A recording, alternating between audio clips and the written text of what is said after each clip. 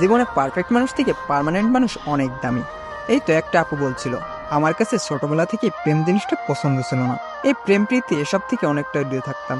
একটা ছেলের সাথে পরিচয়, দেন তার সাথে কথা বলতে বলতে নিজের দুর্বলতা। একটা সময় পর বুঝতে পারলাম যে আমরা দুজন দুজনকে অনেক ভালোবাসি। আর তারপর থেকে আমাদের সম্পর্কটা শুরু। আমাদের সম্পর্কটা ছিল 4টা বছরের। 4টা বছরে অনেক ঝগড়া, রাগ, অভিমান সবকিছু নিয়েই সময়গুলো কেটেছে। সম্পর্কের মধ্যে মান, অভিমান, রাগ এসব না থাকলে সম্পর্কের মর্মটা হয়তো বোঝা যায় না। যখন ঝগড়ার কারণে আমাদের কথা না হতো, সেই পুরোটা সময় ধরেই ওর কথা চিন্তা করতাম।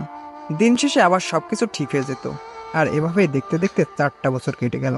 4 বছরে দুজনের মধ্যে অনেক পরিবর্তন এসেছিল, কিন্তু কখনো যে দুজন দুজনকে ছেড়ে যাব বা দুজন দুজনের ছেড়ে অন্য কারোর সাথে থাকবো এরকম মেন্টালিটি না আমার মধ্যেও কাজ করতো, না ওর মধ্যেও কাজ করতো। আমার ক্ষেত্রে দেখা যেত যে অনেক ছেলে ওর থেকে অনেক সুন্দর, ওর থেকে অনেক স্মার্ট, ভালো ক্যারিয়ার আছে, সেরকম ছেলে পেলে আমাকে প্রপোজাল দিচ্ছে। কিন্তু কেননা আমার মধ্যে একটা জিনিস কাজ করতো, যে ওর থেকে ভালো কাউকে আমার লাগবে, বা এই জিনিসটা কার ভিতরে বেশি আছে তার আমার লাগবে। আমার সবসময় মনে হতো ওই মানুষটা আমার জন্য ঠিক, অন্য কোনো মানুষ আমার জন্য দরকার নাই। তাতে তার যা কিছুই থাক আমার কিছু আসে যায় না। আমি ভাবতাম যে ওর যা যা আছে সবটা দেখেই তো আমি ভালোবেসেছি, তাহলে আজকে কেন পরিবর্তন হতে হবে, বা আজকে কেন আমার পছন্দের পরিবর্তন হতে হবে। আজকে আমরা একজন আরেকজনকে এতটাই ভালোবেসেছি যে আমরা একজন আরেকজনকে ছাড়া চলতে পারি না, বাঁচতে পারি না। সেখানে কেনই বা আমরা একজন আরেকজনকে ধোঁকা দিতে যাব? কেনই বা বেস্ট অপশন খুঁজে বের করতে যাব?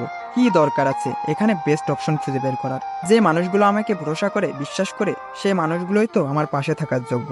আমরা সেই মানুষগুলোকে কেনই বা ফেলে যাব? কিভাবে তাদের ধোঁকা দিয়ে অন্য মানুষের কাছে যাব? যে মানুষের কাছে চলে যাব, কালকে সে মানুষটা তো আমাকে ধোঁকা দিতেই পারে, সে মানুষটা আমাকে ছেড়ে যেতেই পারে। তখন আমি কি করব?